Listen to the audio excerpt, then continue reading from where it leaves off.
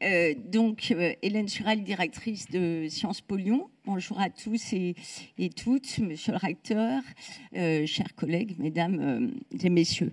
Je suis ravie de vous accueillir aujourd'hui à Sciences Po Lyon et je vais m'exprimer à la fois au nom de mon établissement, mais aussi au nom de la présidente, madame Nathalie Dompnier, de la commu Lyon-Saint-Étienne. Côté Sciences Po Lyon, nous sommes ravis, quand je dis nous, c'est particulièrement Christophe Marc et moi-même, de vous accueillir dans l'établissement pour une question qui nous tient tout particulièrement à cœur et qui est une question majeure pour les établissements d'enseignement supérieur, mais également pour la commu. Et à cet égard, j'aimerais mettre l'accent sur le fait que la commu Lyon-Saint-Étienne, donc qui est un regroupement d'établissements, d'un très grand nombre d'établissements d'enseignement supérieur du site Lyon-Saint-Étienne, est une instance de coordination, et une instance de coordination qui a un rôle très important en matière de handicap. Pourquoi ? Parce que, tout d'abord, la commu permet la mise en relation des personnels des différents établissements d'enseignement supérieur qui ont des fonctions en matière d'accueil, notamment des élèves qui souffrent d'un handicap. Les discussions, les échanges au sein de la commu permettent également d'évoquer les bonnes pratiques, de voir ce que font les autres établissements, de pouvoir s'en inspirer. Et la commu aussi, par son action, permet de réfléchir aussi à de nouveaux dispositifs qui pourraient être mis en place et donc permet une amélioration de ces derniers. J'aimerais également souligner que l'action de la commu est soutenue par la région Auvergne-Rhône-Alpes. Donc, je remercie la région du soutien qu'elle apporte aux actions qui sont faites dans le cadre de la commu. Vous le savez, cette année, nous fêtons les 20 ans de la loi qu'on appelle, par facilité, c'est plus rapide, la loi handicap de 2005. C'est une loi qui a constitué une étape majeure. Pourquoi une étape majeure ? D'abord parce qu'elle a donné une définition du handicap, mais aussi parce que cette loi de 2005 a consacré des droits. Elle a consacré des droits au sens plein et entier du terme, c'est-à-dire des droits qui sont opposables à l'État, aux différentes autorités nationales, et des droits qui peuvent être invoqués devant un juge dans l'hypothèse où ils ne seraient pas pleinement respectés. Pour autant, même si cette loi a constitué une étape majeure, je pense qu'il reste encore beaucoup à faire en matière de handicap. La scolarisation des élèves qui souffrent de handicap et ensuite la poursuite d'études supérieures demeure encore trop souvent une sorte de parcours du combattant. Une sorte de parcours du combattant à la fois pour les élèves, mais aussi pour leurs familles. Il est vrai qu'en la matière, l'éducation nationale, mais aussi les établissements d'enseignement supérieur ont fait beaucoup de choses, mais il y a encore beaucoup d'avancées qui doivent être réalisées. Et j'aimerais mettre l'accent sur le fait qu'à mon sens, les établissements d'enseignement supérieur ont des obligations en la matière, des obligations d'ordre juridique, mais aussi, je dirais, morales, sur un plan aussi humain. Et ces établissements ont une grande responsabilité.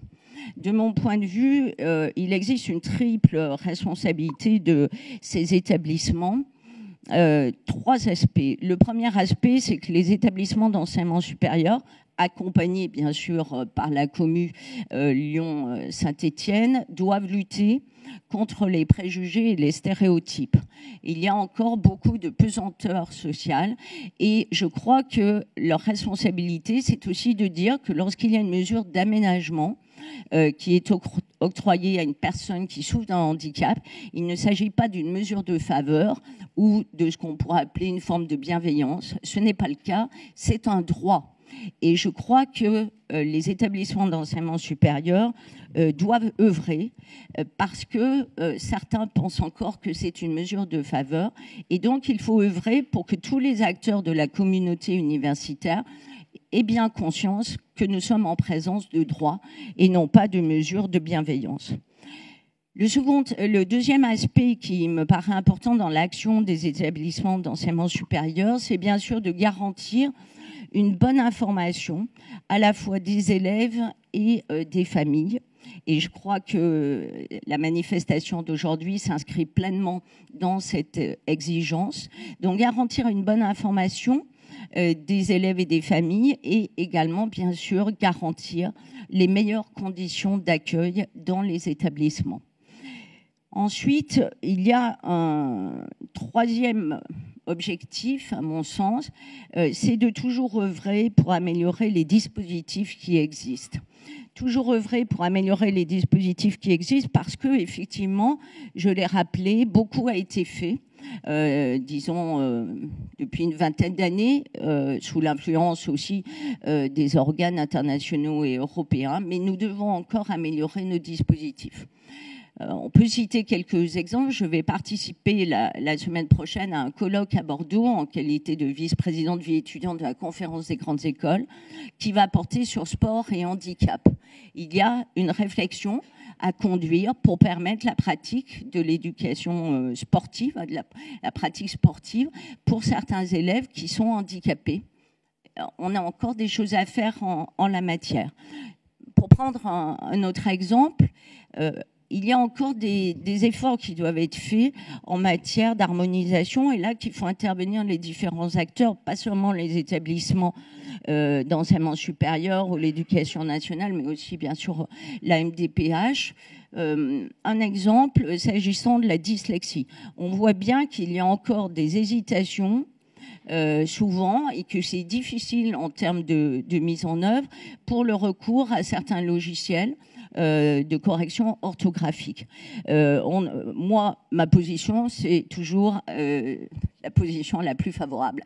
Mais on sait que c'est encore compliqué. Donc, il y a beaucoup de choses à faire et cet objectif d'amélioration des dispositifs doit être aussi un objectif des établissements et de toute la communauté.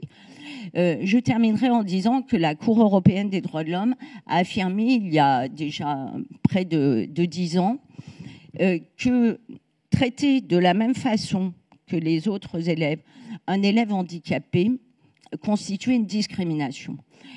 Discrimination fondée sur le handicap. Mais surtout, ce qu'elle a dit, c'est que prévoir des mesures différenciées est une obligation à la charge des autorités nationales. Je crois qu'il faut garder à l'esprit cet élément. C'est une obligation pour nous et il y a encore malheureusement beaucoup d'élèves qui n'arrivent pas jusqu'à l'enseignement supérieur parce que c'est très difficile de faire appliquer toutes les règles. En d'autres termes, le chemin est donc encore long pour arriver à ce qu'on pourrait appeler l'égalité substantielle, mais je vais quand même terminer sur une note très positive, c'est qu'il y a eu des avancées majeures et je suis ravie de vous accueillir aujourd'hui parce que cette manifestation qui se tient ce matin à Sciences Po Lyon s'inscrit tout à fait dans une volonté forte des autorités nationales et particulièrement des autorités de l'éducation nationale et de l'enseignement supérieur, de garantir une égalité effective. Donc, c'est notre objectif à tous et toutes. Je vous remercie de votre attention.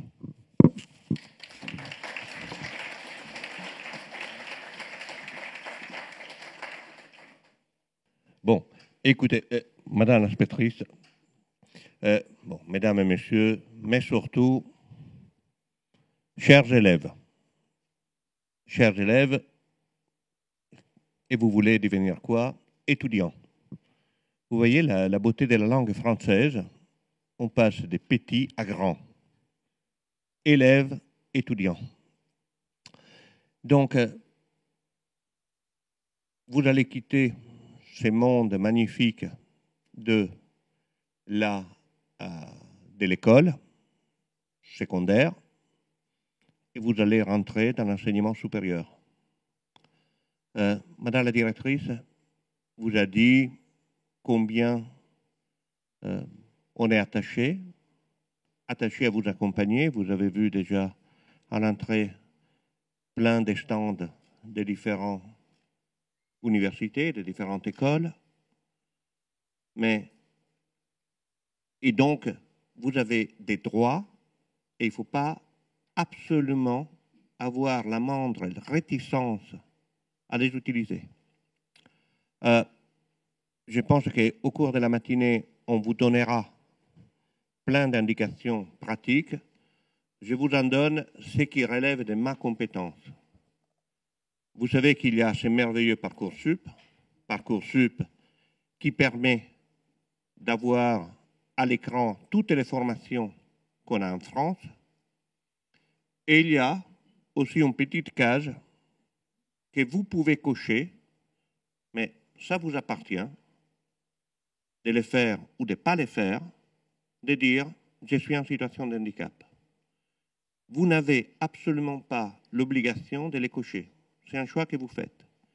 Mais si jamais vous n'arrivez pas à avoir la formation dans les lieux que vous souhaitez, n'hésitez pas à faire recours, c'est-à-dire saisir ce qu'on appelle la CRAES. Désolé, hein, il y a des sigles partout et des acronymes partout. Donc l'acronyme CRAES, c'est Commission des régions académiques à l'enseignement supérieur, que je préside. Et dans ce cas, alors pour la saisir, c'est très simple. Hein, encore une fois, c'est le portail Parcoursup. J'ai saisi la CRAES et on regardera immédiatement votre dossier. C'est-à-dire toute personne en situation de handicap qui nécessite, à cause de son handicap, un maintien en proximité d'un lieu d'enseignement supérieur, j'interviens et vous aurez cette formation. Comme je vous ai dit, vous n'avez pas d'obligation à les faire avant. Si vous vous dites non, je ne veux pas dire que j'ai un handicap, même si toutes les informations sur Parcoursup sont complètement confidentielles, dans un deuxième temps, vous pouvez. Et au cours de vos études, et vous aurez aussi des témoignages des jeunes qui ont continué, ils n'ont pas fait uniquement la licence, mais ils ont fait aussi un master. Mais les moments venus, gardez-les en tête, quand vous aurez peut-être validé votre licence et vous voulez faire un master, c'est la même chose. Les personnes en situation de handicap, évidemment, je demande aux médecins conseillers techniques de dire oui, cet handicap justifie un maintien en proximité pour différentes raisons, que ce soit médicales, que ce soit pour raisons familiales, etc. À ce moment-là, vous pouvez me saisir et vous aurez la formation dans l'endroit que vous avez entre guillemets choisi. Et encore une fois, évidemment, l'handicap doit justifier cela. Okay? Donc, ça, gardez-le bien en tête. Bon, maintenant qu'on a fait la partie entre guillemets, administrative, juste un seul message. C'est un petit peu comme le sport. Okay? Quand on relève un défi, il faut savoir où on est faible et où on est fort. Oui, peut-être votre faiblesse peut être d'origine physique, peut-être parfois au niveau psychologique, mais en quoi vous êtes fort et pourquoi vous pouvez réussir dans l'enseignement supérieur. Et pour moi, c'est très simple.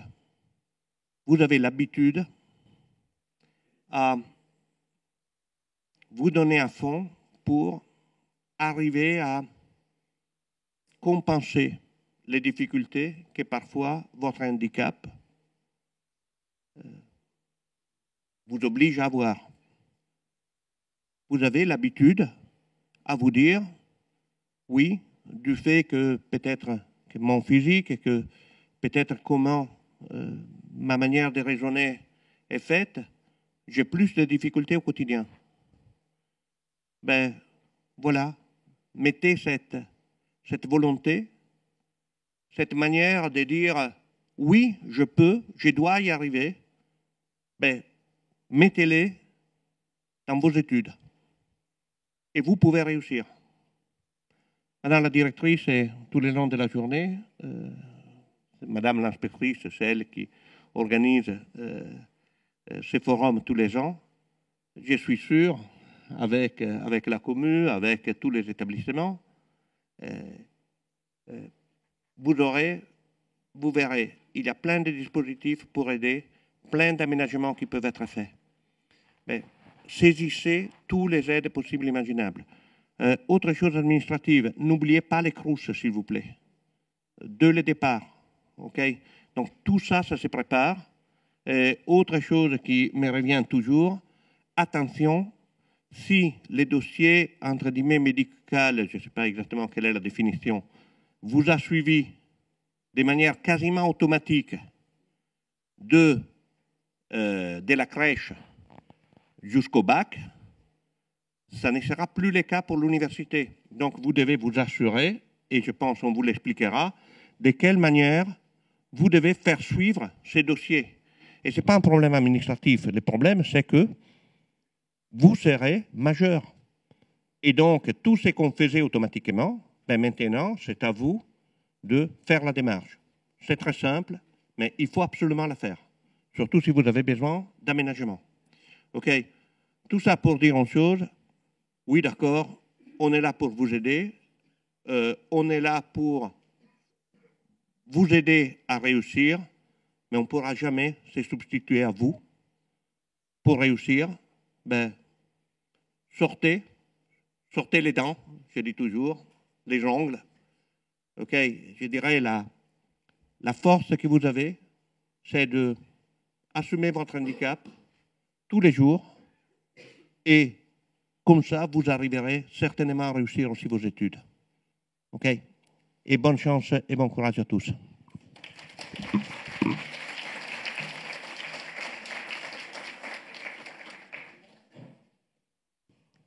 Bien, bonjour mesdames, bonjour messieurs, bonjour chers élèves et chers parents. Un grand merci, Madame la directrice et Monsieur le recteur, de nous avoir honorés de votre présence pour ouvrir ce forum. Moi, je suis Véronique Montangeron, je suis inspectrice de l'éducation nationale chargée des questions d'école inclusive auprès du recteur de l'Académie de Lyon. Merci. Et donc, ce forum est organisé avec évidemment en grande collaboration et coopération avec l'Université de Lyon depuis 2018. Donc, nous en sommes à la 7e édition, puisqu'il n'y a qu'une année où nous n'avons pas proposé ce forum en présentiel, c'était au moment de la crise sanitaire. Vous vous en doutez bien. Donc, comme vous l'avez fort bien dit, et Madame la directrice et Monsieur le recteur, ce matin, nous allons vous proposer par diverses interventions, nous allons vous apporter divers éclairages qui vous permettront de préparer cette entrée dans un établissement de l'enseignement supérieur après la réussite au baccalauréat, bien évidemment. Donc, ce forum est organisé évidemment avec l'université. Madame Amblard, que je remercie très sincèrement, ainsi que toute l'équipe qui l'accompagne, va aussi vous expliquer de quoi il s'agit. Donc, ce matin, nous allons avoir une succession d'intervenants qui vont vous parler de Parcoursup, de la poursuite d'études quand on est en BTS ou en classe préparatoire aux grandes écoles ou quand on rentre directement dans un établissement de l'enseignement supérieur. Nous allons évidemment avoir une intervention très importante de la MDPH, de la MDMPH plus précisément, qui va vous rappeler quels sont vos droits et les démarches qu'il convient de faire pour être le mieux accompagné possible. Et puis évidemment, comme l'a précisé Monsieur le recteur, le CROUS va aussi vous présenter tout ce qu'il est possible de vous offrir en termes de logement. Et puis nous terminerons ce temps plénier avec l'intervention d'une ancienne étudiante qui a brillamment réussi son master, Flavie, qui nous fait aussi le grand honneur d'être présente avec nous ce matin. Voilà. Et puis, vous avez vu qu'il y avait des stands de tous les participants à la plénière de ce matin, que je remercie vraiment très sincèrement parce que toutes ces personnes se sont mobilisées, ont préparé leur intervention avec beaucoup d'engagement et elles vont vous présenter dans le cadre des stands la suite et seront prêtes évidemment à répondre à vos questions. Alors, je vous donne une première petite consigne peut-être pour ce matin. On va essayer autant que possible de faire dérouler la plénière et on vous demande de réserver vos questions plutôt pour les poser au niveau des stands. Parce que sinon, on risque de passer beaucoup de temps dans la plénière et vous aurez moins l'occasion d'échanger après avec les participants à cette journée eux-mêmes. Et c'est un petit peu dommage. Alors évidemment, on ne vous interdit pas de poser des questions. Ce n'est pas du tout le but. Mais vraiment, chaque fois qu'il s'agit d'une question plutôt personnelle, nous vous demandons, s'il vous plaît, de plutôt la réserver en direct au moment des stands. Voilà, je vous souhaite un bon forum et on est vraiment ravis de vous voir si nombreux. Et vraiment, il y a un autre mot que je voudrais rappeler qui va être rappelé tout au long de la matinée. Il est nécessaire d'anticiper toutes les démarches que vous allez devoir engager. Plus vous anticiperez et mieux ce sera. Mais rien n'est jamais trop tard, c'est-à-dire qu'à tout moment, il y a des personnes à l'université qui seront là pour vous accompagner dans vos démarches et pour vous permettre de réussir votre parcours de formation le plus ambitieux possible et qui correspond à vos aspirations. Un grand merci de votre présence et puis on va recevoir progressivement tous les participants à la table ronde et je laisse la parole à Laetitia.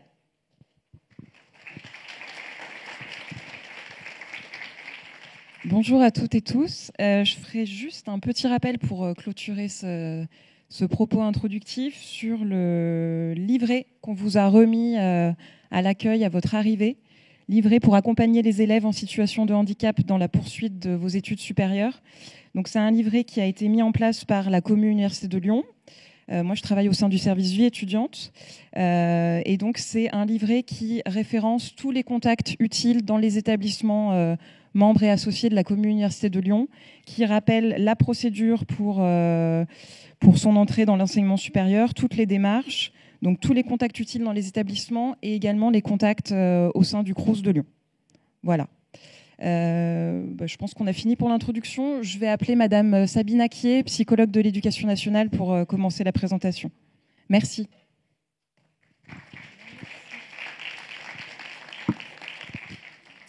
Eh bien, bonjour, bienvenue à ce forum. Moi, je vais introduire la conférence en vous présentant les poursuites d'études post-bac et Parcoursup. Donc, moi, je ne suis pas avec le livret, mais je suis avec ma brochure après-bac qui est imprimée et distribuée à tous les élèves de terminale. Elle est assez intéressante parce qu'elle recense toutes les formations par secteur. Donc, pour préparer son projet de poursuite d'études, elle est indispensable et elle est en ligne pour les établissements privés, distribuée pour les établissements publics. Donc, je vais vous faire ces présentations avec un objectif, c'est de vous encourager à être ambitieux et à faire des vœux d'orientation en fonction de vos compétences et de vos potentialités. Toutes ces formations, elles existent. Elles sont créées, donc on ne va pas en créer pour vous. Il suffit d'aller voir tous les BTS qui existent. Il y en a beaucoup, il y en a 138. Ou les BUT, il y en a 24. Les licences, les classes prépa, tout existe.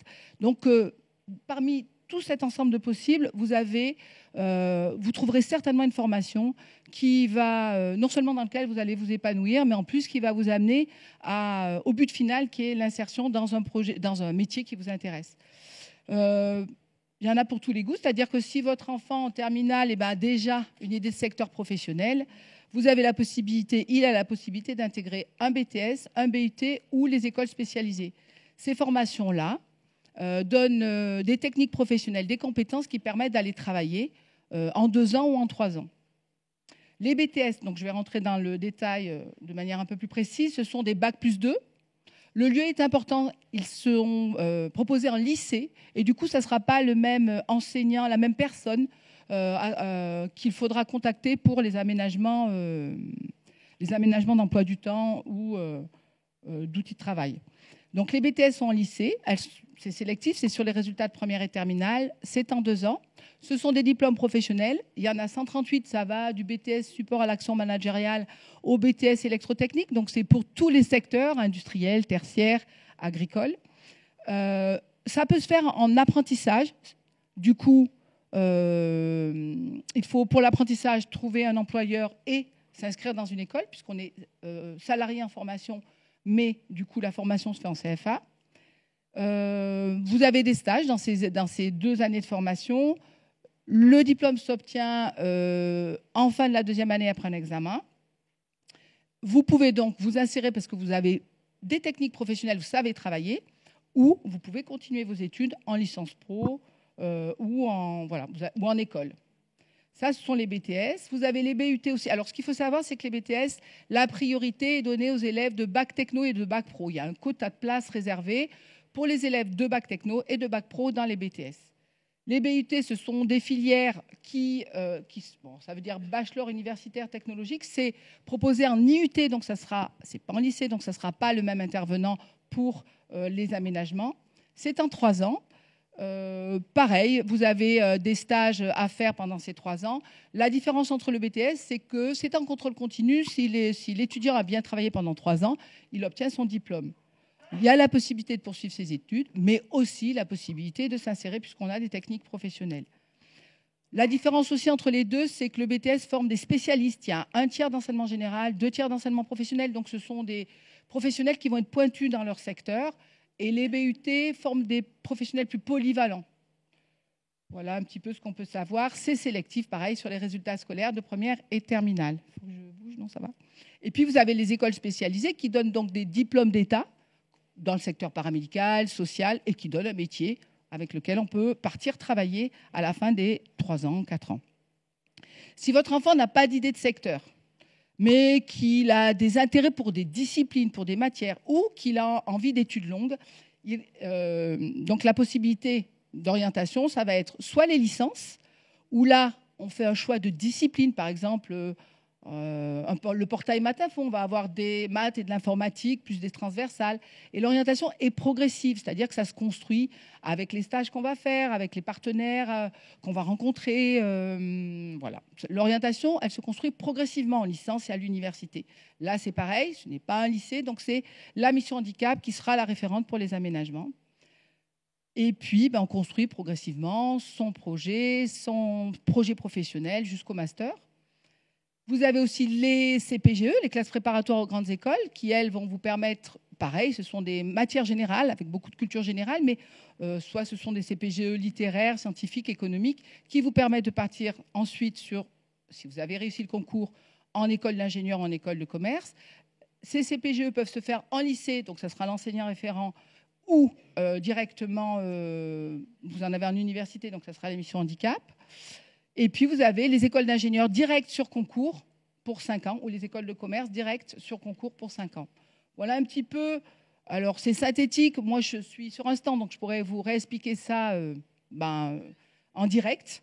Voilà. Mais ce qu'il faut savoir, c'est que ça existe. Ils sont tous créés. Si vous tapez je veux connaître les 128 spécialités de BTS, on peut rentrer. Ça peut être une manière de choisir. Tiens, je vais regarder tout ce qui existe.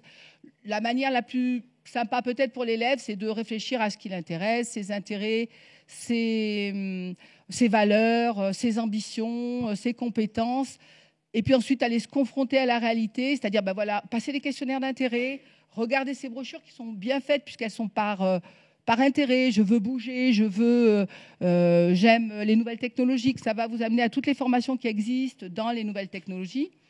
Et puis ensuite, rencontrer des professionnels. Les élèves de terminale ont quand même 2 professeurs principaux qui peuvent être des interlocuteurs intéressants. Vous avez les centres d'information et d'orientation qui sont ouverts et pendant les vacances et tous les jours, où là, on peut vous proposer des questionnaires d'intérêt.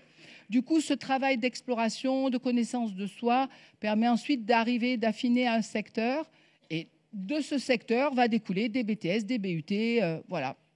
Voilà un petit peu comment travailler sur son projet. Un autre outil hyper performant, c'est Parcoursup, mais vraiment.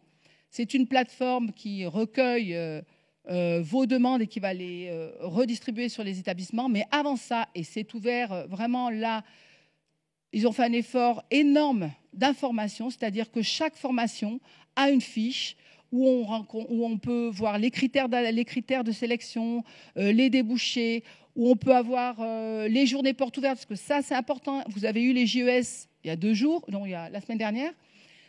Donc, c'est passé. J'espère que chacun en a profité, parce que vraiment, là, on se déplace dans les établissements, on peut se confronter à la réalité pour dire, oui, ça m'intéresse ou pas du tout, parce qu'on rencontre des élèves et des profs.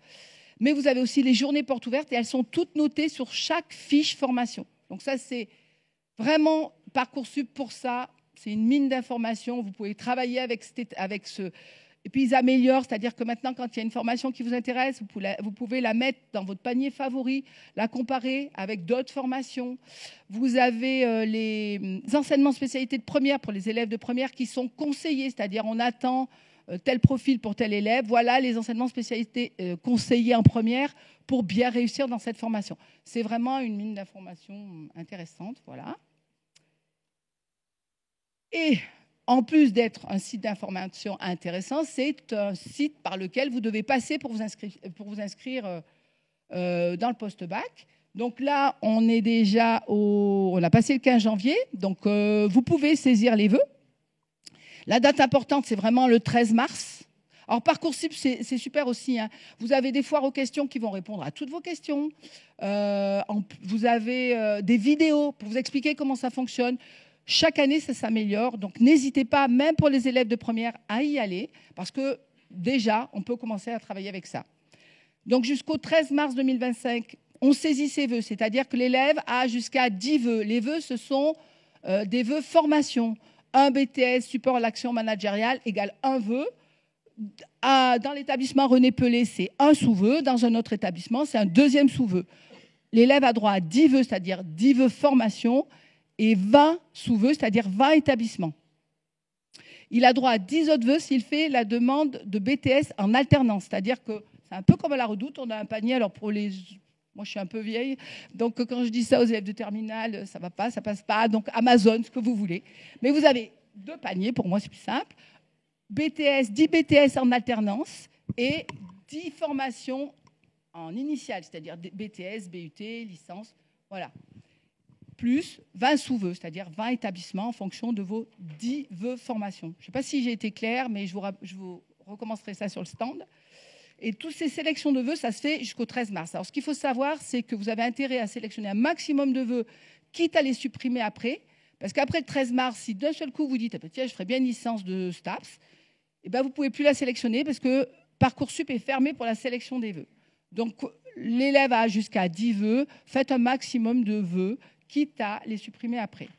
Entre le 13 mars et le 2 avril, l'élève va faire des lettres de motivation pour chaque formation et d'abord supprimer, s'il en a trop mis, enfin s'il a mis des vœux qui ne lui correspondent pas vraiment, il peut les supprimer ou confirmer. Ça, c'est hyper important parce que si l'élève ne confirme pas, le vœu sera supprimé, mais rassurez-vous, Parcoursup envoie des SMS, des mails, les chefs d'établissement envoient des SMS, des mails. Donc voilà, il y a vraiment un suivi. Donc, entre le 13 mars et le 2 avril, on fait des lettres de motivation sur les formations, les demandes, on les supprime ou on les confirme. Après le 2 avril, ça s'arrête.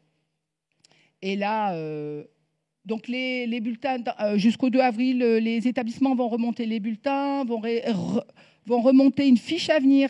Donc ça, c'est hyper important, c'est-à-dire que chaque conseil de classe d'élèves de terminale de deuxième trimestre, les profs vont remplir une fiche à venir qui va mettre avis favorable ou doit faire ses preuves pour chaque formation.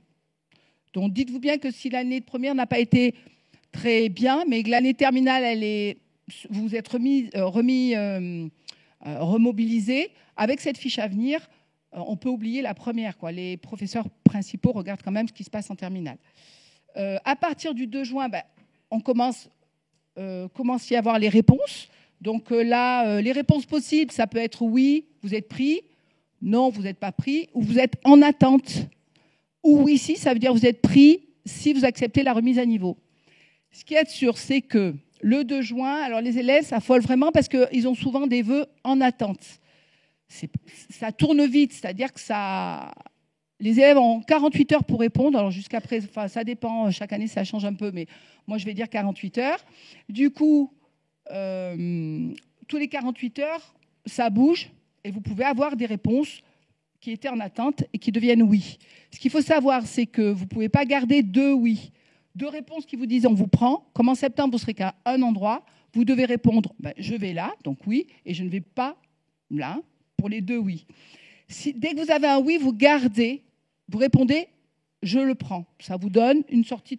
Voilà, vous êtes au moins sûr d'être pris à un endroit.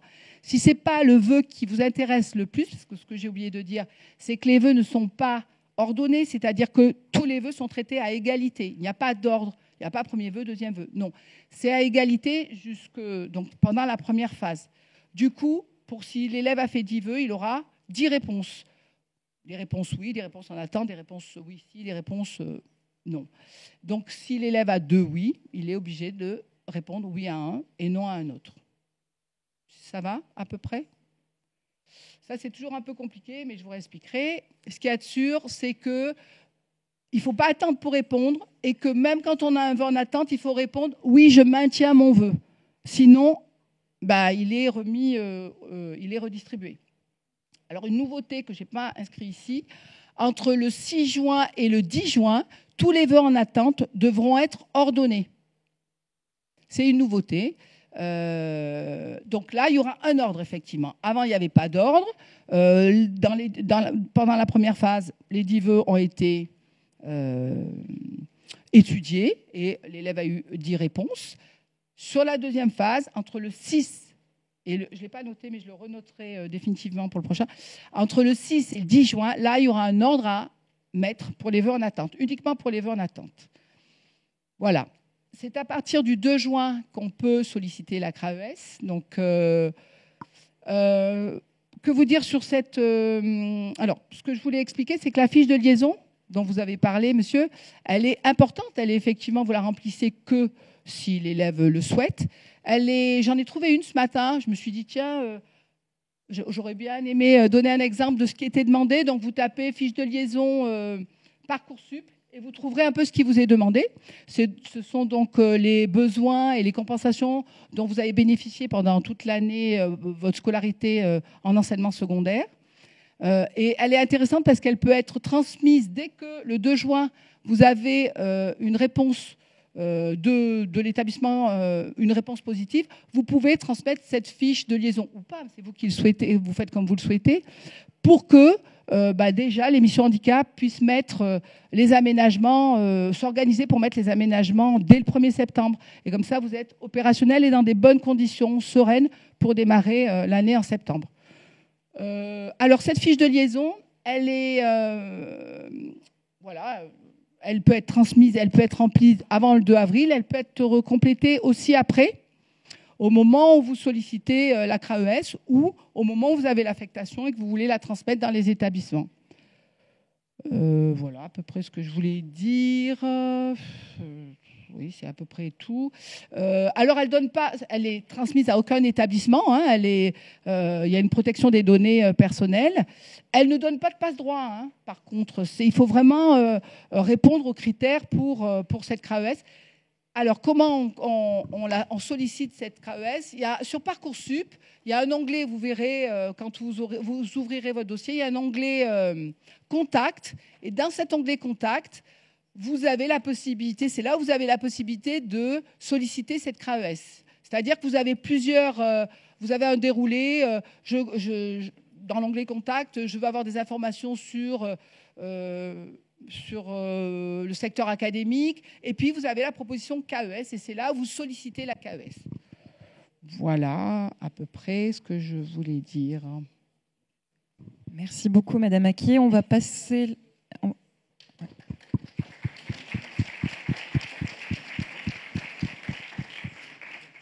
On va passer sur la deuxième partie, la prise en compte du handicap au sein de l'enseignement supérieur, avec Madame Geris, qui est enseignante référente pour la scolarisation des élèves en situation de handicap.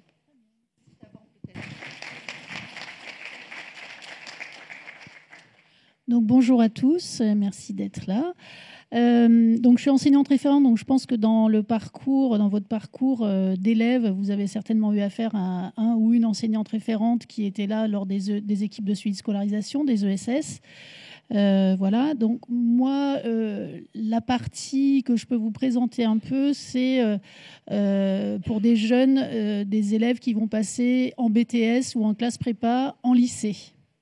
Parce que ce sera un statut encore scolaire. De fait, ce que vous connaissez déjà, qui est des notifications MDPH d'aide humaine, de matériel pédagogique adapté ou d'établissements médico-sociaux seront toujours valables. Ce sera le même système auprès de la MDPH. Voilà. Donc il y aura toujours un projet personnalisé de scolarisation.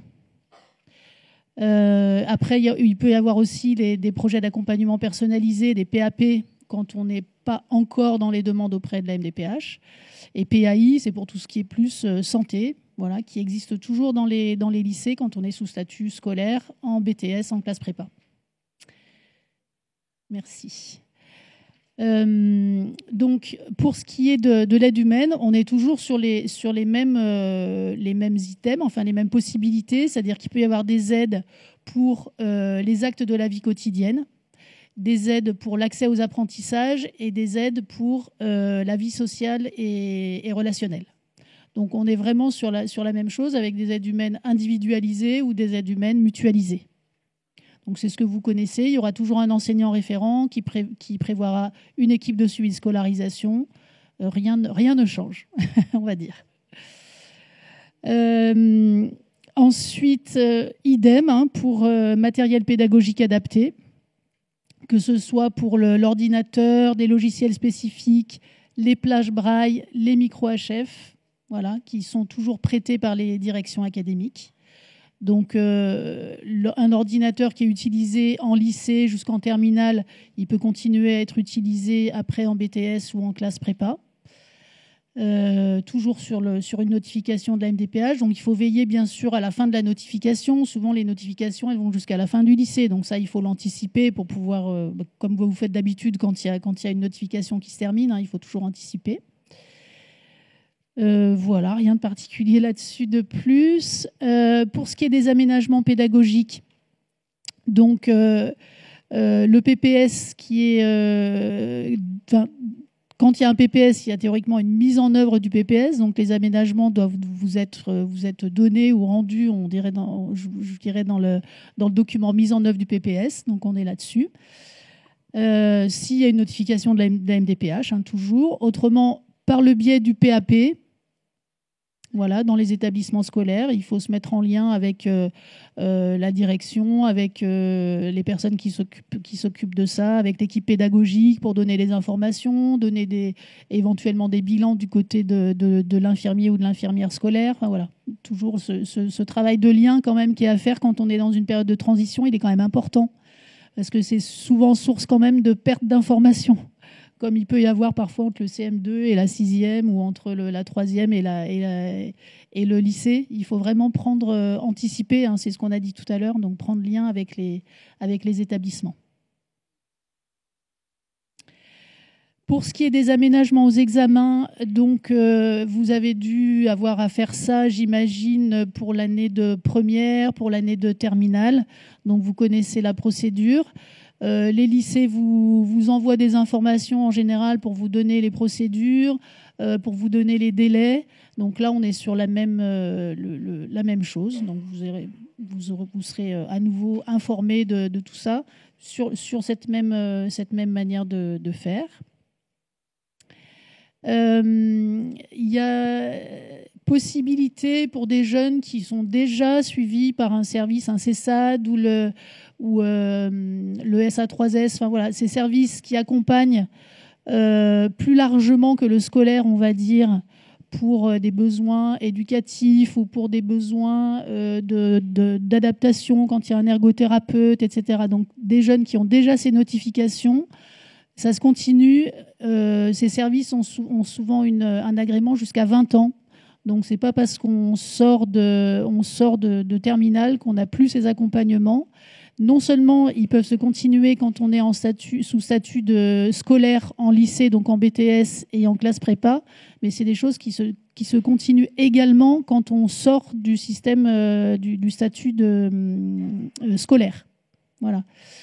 Donc un CESAD, il peut accompagner pour dire voilà, comment on fait pour se situer dans l'université, comment on fait pour prendre les transports à ce moment-là. Voilà, tout ça, c'est encore des choses qui sont possibles, quel que soit le lieu où on continue ses études, où on commence ses études. Est-ce que j'ai d'autres choses à dire là-dessus? Non, peut-être pas tellement. Bon, j'ai été peut-être un peu turbo, je ne sais pas, mais en tout cas, c'est des systèmes que vous connaissez plutôt en général. Donc voilà, je serai aussi à l'extérieur pour répondre à des questions si besoin. Voilà. Merci, Madame Joris. On va maintenant laisser la parole à Mesdames Guillot et Pinson, qui font partie de la cellule handicap étudiant de l'INSA de Lyon, pour présenter la poursuite d'études sous statut étudiant cette fois.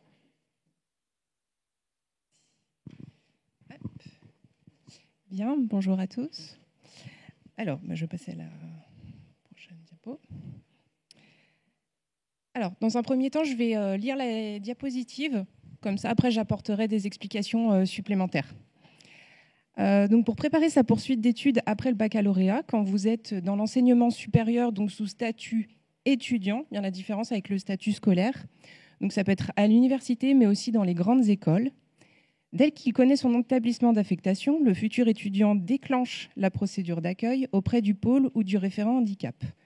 En l'absence d'un contact avec un référent handicap, il convient de solliciter la direction ou la présidence de l'établissement. Alors bien entendu, le maître mot était au tout début de la présentation anticipation. Donc vous pouvez tout à fait prévenir, contacter le référent handicap avant de connaître votre affectation pour connaître un petit peu les modalités d'accueil, résidence, restauration ou l'accès aux lieux pédagogiques. Donc vous pouvez faire par mail si vous n'êtes pas à l'aise avec le téléphone, sans souci. Pour la prochaine diapo, donc il y a toujours la poursuite sous le statut étudiant, donc pour les aides humaines. Donc les aides humaines en dehors de tout ce qui va être concerné, tout ce qui est pédagogique. Donc pour l'accompagnement humain, donc il évolue. Donc pour les besoins pédagogiques, en fonction de l'évaluation réalisée au sein des établissements, pour l'aide à la vie quotidienne, l'aide humaine n'est pas gérée par l'université ou par l'école. C'est une demande de financement PCH, possible MDPH. Donc là, je vais apporter quelques petites précisions. C'est vrai que le grand changement entre l'enseignement secondaire et l'enseignement supérieur, ça va être un petit peu l'autonomie, se débrouiller un petit peu. Donc ça va être se restaurer, faire ses courses, les transports. Et tout ça, ça peut susciter une aide humaine en fonction du handicap ou du trouble. Donc, lorsque vous arrivez dans l'enseignement supérieur sous statut étudiant, il n'y a plus de dossier GEVASCO, il n'y a plus de SS avec un enseignant référent. Donc là, il va falloir faire une demande auprès de la MDPH d'une prestation de compensation du handicap. Si vous voulez mettre en place, en tout cas, ou une AESH ou une auxiliaire de vie. Aussi, bien entendu, la mission handicap sera là pour vous donner des conseils, pour vous accompagner dans les démarches si besoin. Le dossier GEVASCO, il sera remplacé par un PAEH, un plan d'accompagnement de l'étudiant en situation de handicap. Donc, vous pouvez quand même transmettre le dossier GEVASCO au référent handicap, ça peut donner quelques informations et quelques particularités, en tout cas s'il est bien rempli. Voilà, mais maintenant je laisse ma parole à ma collègue Laurine Pinson pour tout ce qui est aménagement pédagogique, donc vraiment sur la partie scolaire.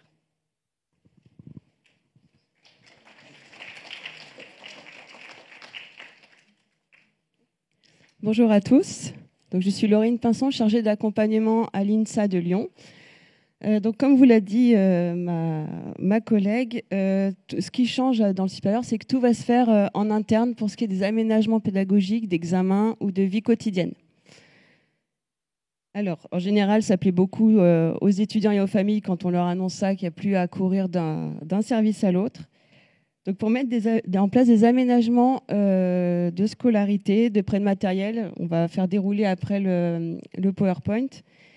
Donc, c'est sur avis du médecin de prévention qui est sur le campus et désigné par la MDPH. On va analyser vos besoins avec vous en entretien individuel et confidentiel. Tout ce que vous pouvez nous dire, nous confier, reste toujours dans nos bureaux, entre nous. On s'intéresse surtout à vos besoins, ce qu'il faudra mettre en place. Et sur la mise en œuvre des aménagements, on travaillera en équipe plurielle, donc c'est-à-dire avec le médecin, comme je disais, mais aussi l'équipe pédagogique. Ça peut être la restauration, ça peut être les résidences comme à l'INSA, le campus. On peut vivre sur le campus. Donc on est en lien étroit avec tous les acteurs de la vie quotidienne et culturelle et même sociale avec les assos étudiantes. Alors, juste une précision, c'est qu'il n'est pas obligatoire d'avoir un dossier MDPH pour bénéficier d'aménagement. Si le médecin de prévention considère qu'il y a une situation médicale ou autre qui nécessite la mise en place d'aménagement, dossier MDPH ou pas, on vous recevra et on mettra en place un plan de compensation sur 1, 2, 3 ou sur tout le cursus universitaire. Alors, parmi les aménagements, on peut avoir...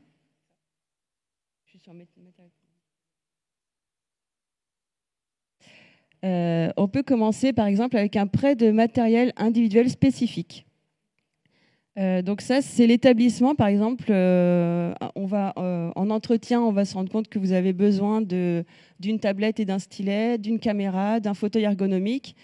L'établissement va acheter ce matériel et il va vous le prêter pour le semestre ou l'année ou 2 ans selon les besoins. C'est un matériel qui reste après à l'établissement et qui peut être prêté à un autre étudiant selon s'il a des besoins similaires. Aménagement pédagogique. Parfait, merci. Donc on étudie la demande, toujours sur entretien, sur avis du médecin. Ça peut être l'allongement de la scolarité, c'est-à-dire que si je prends l'exemple de l'INSA, il y a la formation initiale au métier de l'ingénieur qui est la prépa intégrée. Au lieu de la faire en 2 ans, on peut évaluer avec vous que ce serait bien de la faire plutôt en 3 ans. Idem pour le passage en département. J'insiste, comme ça vous a été dit en introduction, c'est que les aménagements, que ce soit l'allongement de la scolarité, le tiers-temps, le don de notes, l'utilisation d'ordinateur, peu importe l'aménagement, ne remet pas en cause la valeur de votre diplôme. L'employeur va regarder vos compétences. Il ne va pas regarder que vous ayez eu votre diplôme en 7 ans au lieu de 5 ans. Okay, c'est très important de l'avoir en tête parce qu'il y a beaucoup d'étudiants qui sont très frileux, qui refusent des aménagements, qui s'épuisent vraiment parce que les copains vont faire leur étude dans les temps impartis, on va dire, qui sont prévus initialement. Mais voilà, chaque parcours est individuel, chaque parcours est différent et ça n'en a pas moins de valeur. Ensuite, il y a évidemment les aménagements des examens. Donc c'est toujours en interne, sur avis du médecin de l'établissement, avec nous en entretien individuel et avec l'équipe pédagogique avec qui on est en lien. On coordonne tout depuis nos bureaux. Donc par exemple, vous connaissez certainement le temps majoré. En général, on est sur le tiers-temps. L'adaptation des sujets, s'il faut les passer sur l'Arial 14, s'il faut de la transcription braille, ce genre d'aménagement-là. J'insiste également sur l'anticipation parce que certains aménagements, comme par exemple la transcription braille ou la LSF, la langue française parlée complétée ou la langue des signes française, il faut qu'on trouve un prestataire extérieur, ça demande beaucoup de recherche. Il faut trouver le bon qui corresponde à l'étudiant, que ça se passe bien. Donc, anticipez bien. Si vous savez déjà que vous avez besoin de LSF, par exemple, contactez dès maintenant le référent handicap de l'établissement qui vous intéresse pour qu'on entame dès maintenant les démarches pour trouver quelqu'un. Et puis après, on met en œuvre, une fois que vous êtes arrivé et que vous avez accepté de venir dans notre établissement. Pareil pour la transcription braille et ce type d'aménagement qui nécessite qu'on travaille avec un extérieur. Donc pensez bien, contactez les référents handicap dès maintenant. À votre arrivée, ayez le réflexe médecin de prévention, cellule ou mission handicap et anticipez bien et après tout se passera bien dans vos études. Je vais rajouter une petite information par rapport, on parlait des fiches de liaison Parcoursup. Alors dès que vous remplissez la fiche de liaison et que vous avez accepté un vœu, hop, ça pop dans notre boîte mail. Et donc, on a bien la fiche de liaison qui est bien avec toutes les coches, etc. Il y a une partie commentaires dans cette fiche de liaison. N'hésitez pas à rajouter des éléments si vous n'avez pas contacté le référent handicap de l'université ou de l'école, parce que c'est vraiment très précieux pour nous. Ça nous permet d'anticiper et de pouvoir vous contacter au plus vite pour mettre en place tout ce qu'il faut. Voilà.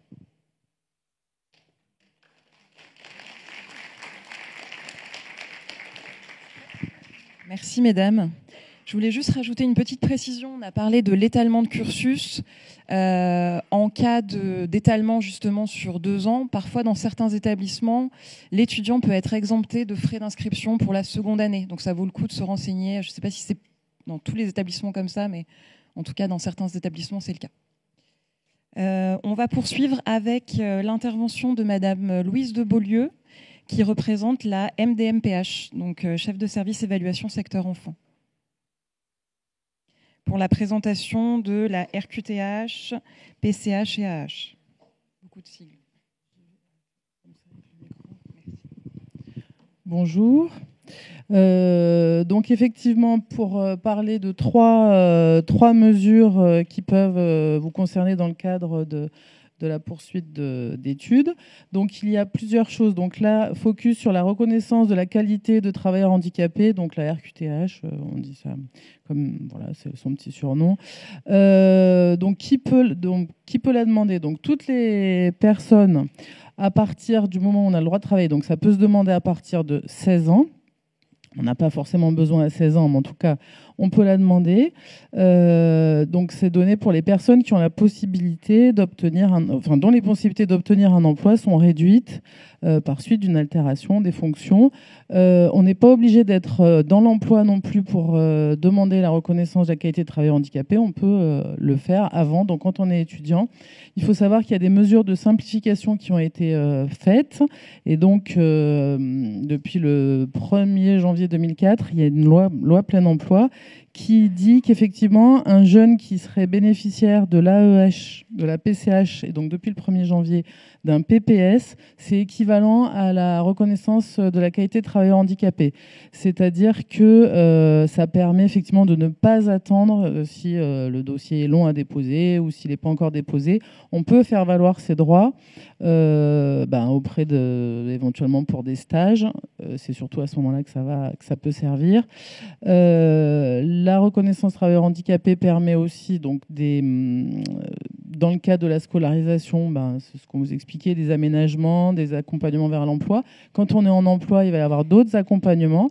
Et puis, pour certains concours aussi, elle est demandée. Alors, je ne connais pas exactement la liste des concours, mais ça peut être quelque chose qui est demandé. Donc, il ne faut pas hésiter à anticiper à le demander. C'est comme toutes les mesures, hein, vous pouvez faire la demande et la faire valoir que si vous en avez envie. Enfin, je veux dire envie, vous n'êtes pas obligé de la montrer, mais ça peut servir notamment pour certains concours, dont certains concours de la fonction publique. Donc, et ça se fait toujours sur le même formulaire que vous connaissez. Si vous avez déjà rempli un dossier MDPH, nous aussi on a un stand avec des dossiers. S'il y en a qui n'ont jamais rempli, on peut vous expliquer comment ça se passe. Sur la prestation de compensation du handicap, donc c'est une aide financière qui va permettre de rembourser des dépenses qui sont liées à la compensation. Donc, ça va être pour des aides techniques, des aides d'aménagement de logement, de véhicules, des aides humaines pour la vie quotidienne. Ça peut aussi financer des aides animalières, donc ça peut aussi être intéressant pour les personnes qui auraient des chiens d'aveugles et voilà. Et ça peut aider aussi pour le financement des aménagements de véhicules ou surcoûts de transport. Voilà tout ce que ça peut couvrir. Donc, pour pouvoir la demander, donc c'est pour les jeunes avant 20 ans, il y a une condition qui est un petit peu contraignante puisqu'il faut avoir l'AEH et un complément à l'AEH.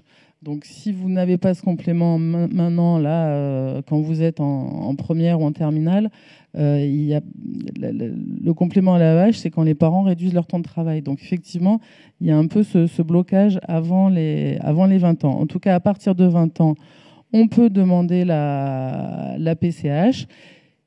Il y a quand même des critères d'éligibilité. C'est pas quelqu'un qui avait dans le cadre de son PPS une aide humaine pour la scolarisation. Ça ne va pas se retrouver forcément sur la PCH. On est vraiment sur une aide de la vie quotidienne. Ça va être aide pour se nourrir, faire les transferts, éliminer, etc. On est vraiment sur ces aides-là. Et c'est toujours la même chose. On fait sa demande sur son formulaire MDPH. En tout cas, il vaut mieux plutôt toujours demander, expliquer bien les besoins que vous avez, et ce ne sera peut-être pas la réponse PCH, mais il peut y avoir d'autres réponses aussi. Donc voilà, si vous avez le moindre doute, il faut demander et on vous répondra. Et la dernière, donc c'est l'allocation adulte handicapé. Donc c'est pareil, c'est une aide financière qui est versée tous les mois par la CAF sur une décision toujours de la commission donc c'est la CDAPH qui est à la MDPH. Donc là c'est pareil, il faut avoir 20 ans, un taux supérieur à 80. Et pour ceux qui ont un taux entre 50 et 79, c'est comme ça que ça s'évalue sur l'éligibilité pour cette allocation. On peut aussi y avoir droit. Et c'est toujours le formulaire de la MDPH. Voilà. Je vais aller un peu vite, mais s'il y a des questions personnelles, on vous répondra. On a pris aussi des dossiers. Merci.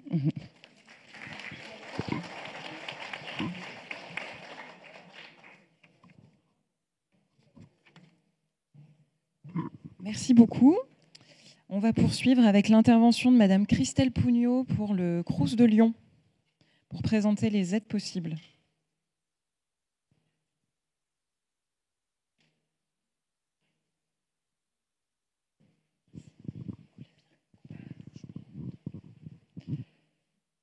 Bonjour à tous. Donc, je vous invite à venir aussi donc, tout à l'heure sur les stands.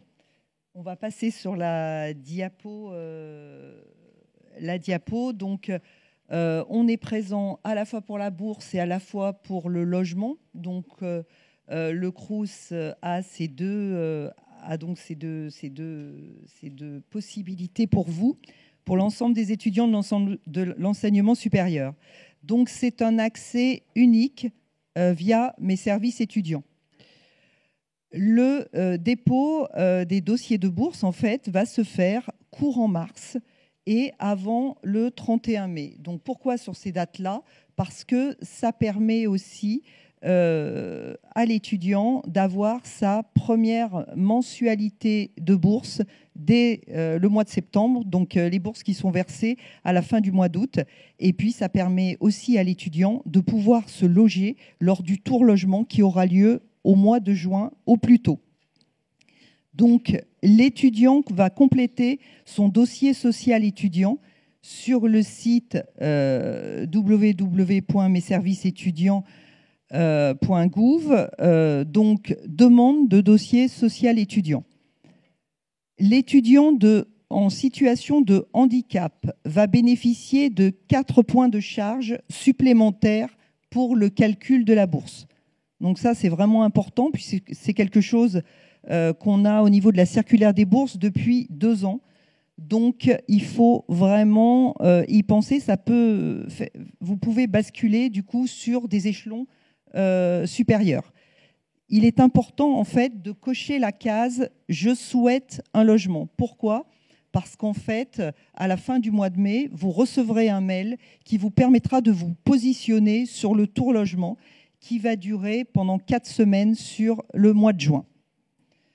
Donc, en parallèle, donc à partir de mars, vous pouvez prendre connaissance aussi de l'offre de logement adaptée aux besoins au niveau du Crous. Donc, on vous a mis un lien pour les étudiants en situation de handicap, le Crous de Lyon à vos côtés au quotidien. Donc, vous verrez, on a pas mal d'offres. Vous pouvez venir nous voir sur le stand, on vous montrera, on vous dira tout ce qu'on peut vous faire, comment on peut vous accompagner. Ce qui est important, on a aussi une référente handicap du Crous de Lyon qui va échanger avec vous sur les possibilités d'accès au logement. Donc, c'est handicap@crous derrière lyon.fr. Donc, il y a une personne qui gère ce dossier-là. Et donc, à partir de mi-mai jusqu'à mi-juin, c'est ce que je vous disais, essentiellement sur le mois de juin, après réception du mail, vous pourrez faire vos vœux, donc toujours sur mes services étudiants, trouver un logement .lescrous.fr où vous avez vous verrez l'ensemble des propositions. Vous pouvez faire 4 vœux sur les logements, à la fois 4 vœux de logement sur Lyon, ou alors un vœu de logement sur Paris, un vœu de logement sur Aix, et 2 vœux de logement sur Lyon. Donc 4 vœux de logement sur tout le territoire. Je vous laisse peut-être descendre un peu ou remonter la diapo. Il y a une petite inscription, on ne le voit pas. C'est l'AH et les bourses sont cumulables. Donc c'est la petite mention qu'on a en bas, mais vous l'aurez sur le PowerPoint. Voilà, je vous invite à venir vraiment nous rejoindre sur le stand. On pourra évoquer aussi toutes les situations particulières, à la fois pour les bourses et à la fois pour le logement. Merci à vous.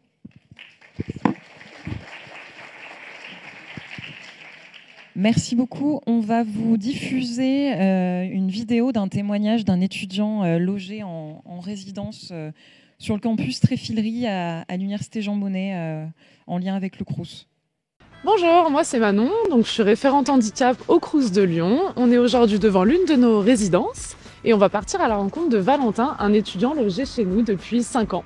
Allez, suivez-moi. Bonjour Valentin, merci beaucoup de nous recevoir chez vous. Vous êtes en Master 1 de droit ? C'est ça. Est-ce que du coup vous pouvez juste revenir sur votre choix de cette résidence ? Ah oui, moi je suis venu à Saint-Étienne au Crous de Tréfilerie parce que déjà on est juste à côté de la fac. Ouais. Donc le matin, on pratique. est à 2 minutes de cours. Bah oui. Donc c'est vraiment le mieux. Moi j'aime bien travailler jusqu'à 20h à la bibliothèque et savoir qu'il reste 5 minutes pour rentrer, c'est vraiment pratique. Et du coup, ça vous a fait quoi alors la première année d'être étudiant en logement Moi, ça m'a fait beaucoup de bien parce que c'était vraiment me dire je suis capable de faire absolument tout, parce que même à l'époque, j'avais pas d'aide de domicile. Est-ce que vous pourriez nous parler du lien avec les autres étudiants de la résidence ? Comment ça se passe Alors, il y a donc le groupe WhatsApp de la résidence qui permet de communiquer avec beaucoup d'étudiants. Moi, ce qui m'a permis plusieurs fois qu'il y ait quelqu'un qui m'accompagne à la BU le samedi. Et puis, j'ai mon voisin que j'ai rencontré par ma fenêtre qui est en situation de handicap aussi. Et donc, on a tout de suite très bien sympathisé. Est-ce que vous pourriez nous parler du lien avec le personnel de la résidence aussi ? Comment ça se passe un petit peu au quotidien ? Ils sont tous gentils. À l'accueil, ils sont très réactifs. Si des fois on croise un monsieur des travaux dans le couloir et demande si tout va bien, dans l'ensemble, c'est assez rapide. Est-ce qu'il y a eu des aménagements aussi en cours d'année ? Oui, j'ai pu demander donc pour la poignée de fenêtre. J'ai demandé ce qui me renforce le siège de douche. Et puis ici, il y a eu un lit médicalisé. Et donc les services du Crous, ils sont venus l'enlever, l'autre. Est-ce que vous pourriez nous expliquer comment vous vous y êtes pris dans vos démarches ? Nous, au Crous, on conseille aux étudiants et étudiantes d'anticiper un maximum leurs démarches pour être sûr d'avoir un logement rapidement. Alors moi, je sais qu'on avait eu conseil de s'y prendre tôt. Je crois qu'on s'y était pris un peu trop tard. Donc c'est pour ça que quand je suis arrivé, c'était pas forcément tout adapté. Mais maintenant, j'anticipe énormément. Merci beaucoup pour ce témoignage. Si comme Valentin, vous avez besoin d'un logement adapté pour vos études, vous pouvez vous rendre directement sur le site du Crous de Lyon pour avoir toute la procédure et les informations.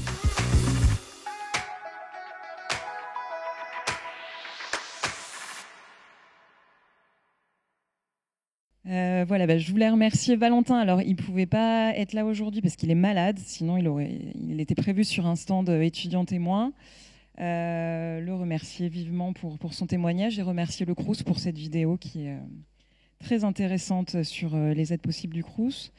On va enchaîner avec le témoignage d'une autre étudiante en live cette fois, Flavie Ruet, ancienne étudiante en graphisme à l'ESDAC de Lyon, si elle peut nous rejoindre.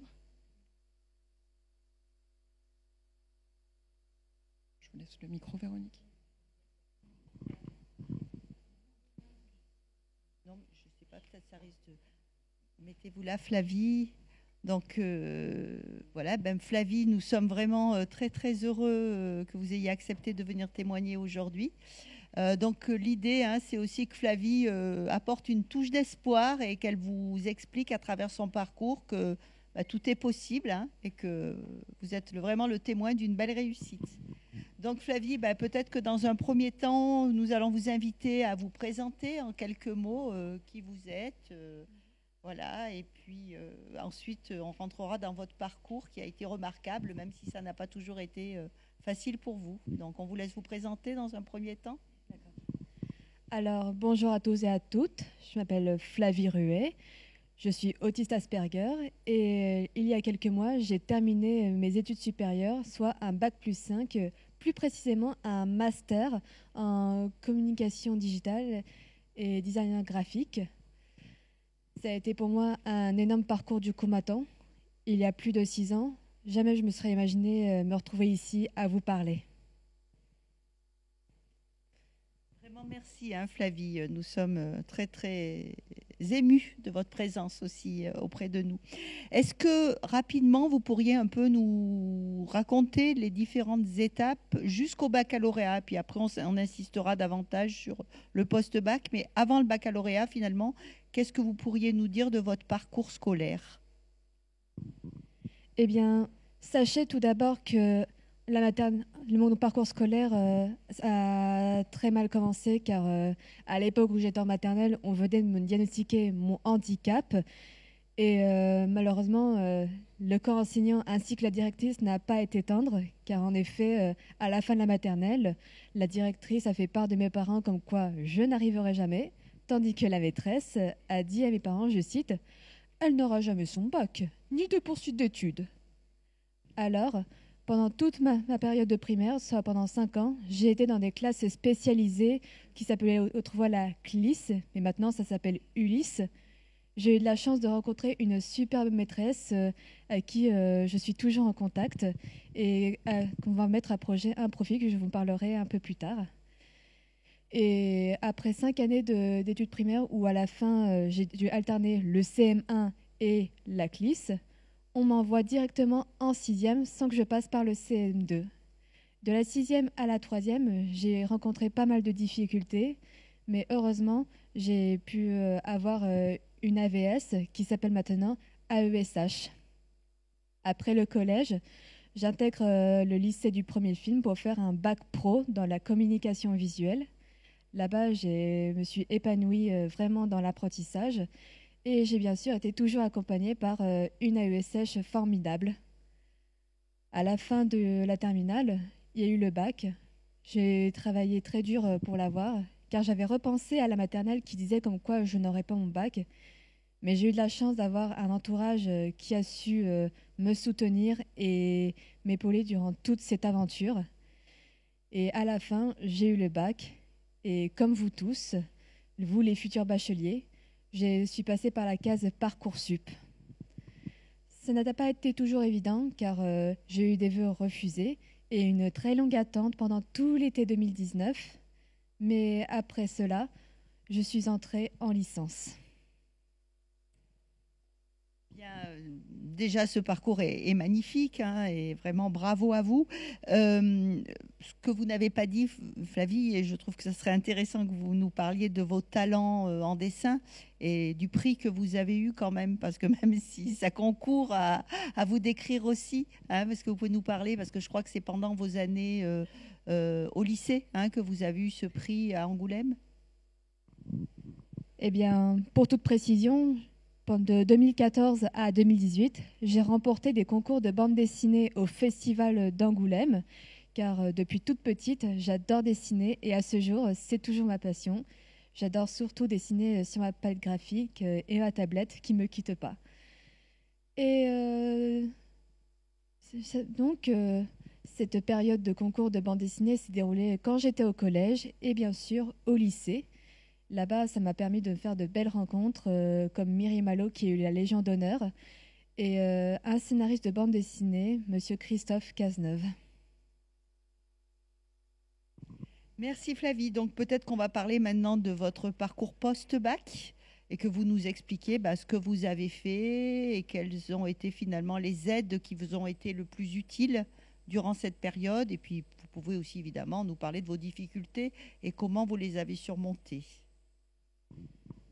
Eh bien, à partir du moment où je suis entrée en licence, j'ai été comme dans un monde totalement étranger, car comme on n'était plus en scolaire, j'étais dans un monde où je devais m'adapter. Et pour la première fois, je n'étais pas accompagnée par une AESH, soit pendant toutes ces 5 dernières années, je n'ai pas été accompagnée par une AESH, mais j'ai eu de la chance d'avoir des professeurs formidables et de très bons camarades, ou plutôt qu'on peut appeler aussi des collègues. Pendant 3 ans, j'ai fait un DNMAD, soit un diplôme national des métiers d'art et du design dans la mention numérique. À la fin de l'année, j'ai eu mon premier mémoire. Ça m'a été très difficile car c'était la première fois que je faisais ça. Mais grâce à ma professeure qui m'a été d'un très grand soutien, j'ai su le terminer dans les temps. Après cela, je suis entrée en master en alternance. Mais avant cela, même si j'ai pu trouver l'école à temps, malheureusement, trouver une alternance, ça a été la chose la plus dure à faire. Et donc, à la rentrée, je n'ai pas eu le droit d'entrer à l'école pendant 1 mois et demi. Car oui, pas d'alternance, pas d'école. Alors, j'ai continué ma recherche et grâce à ma maman, j'ai pu accéder à un poste de chargé de communication à EDF de Lyon 7e. Et j'ai passé de belles années, enfin, si on ne peut pas compter les devoirs compliqués et les horaires 8h-19h. Mais après ça, j'ai été beaucoup soutenue, même si pendant quelques temps, soit à des moments, j'avais songé arrêter mes études, car j'en pouvais plus, j'étais épuisée mentalement, mais je me suis accrochée. Et après 2 années, j'ai pu rédiger un mémoire intitulé « L'autisme dans le monde de la création », car je voulais faire un sujet qui n'était pas souvent évoqué dans certaines filiales d'études, hors du médical. À savoir, je voulais parler de mon handicap, qui est à ce jour pas très connu, même s'il y a des journées de sensibilisation à l'autisme. Et en plus du mémoire, j'avais créé un projet, soit une exposition immersive sur l'art et l'autisme, qui a pour but de vous sensibiliser sur ce handicap invisible, car en effet, l'autisme, c'est vaste et pas tout le monde ne sait ce que c'est. Il existe bien sûr des célébrités Asperger comme Tim Burton, Steven Spielberg, Alfred Hitchcock et bien sûr Stanley Kubrick, qui est le réalisateur de Shining. Et à ce jour, je suis en train de le mettre à profit dans une école que je ne dirai pas le nom pour des raisons de vie privée. Mais c'était tout ça grâce à ma professeure que j'ai rencontrée en CLIS et qui va m'aider à le réaliser.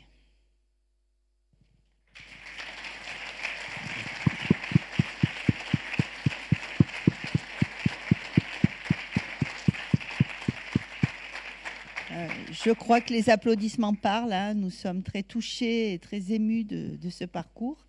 Un grand merci de votre présence aujourd'hui, Flavie. Peut-être pour conclure, un mot à nos futurs étudiants qui sont ici. Qu'est-ce que vous auriez envie de leur dire ? Eh bien, sachez que vous êtes en train de traverser une année importante de votre vie. Vous allez rencontrer des hauts et des bas, des difficultés, des périodes de doute. Mais sachez que vous êtes très fort, que vous ne devez jamais abandonner. Et pour moi, à mes yeux, j'aimerais vous considérer comme des Avengers, soit des personnes qui, malgré leurs points faibles, n'ont peur de rien et qui seront toujours forts face aux imprévus qui pourraient vous arriver et à l'avenir qui sera très belle pour vous.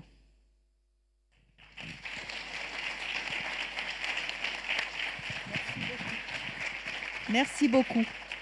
Flavie, je crois que vous restez aussi avec nous dans les stands, donc vous pourrez aussi engager des discussions avec les futurs étudiants qui le souhaitent. C'est un grand merci à toutes les personnes qui ont collaboré à cette journée. Merci, monsieur le recteur, de votre présence.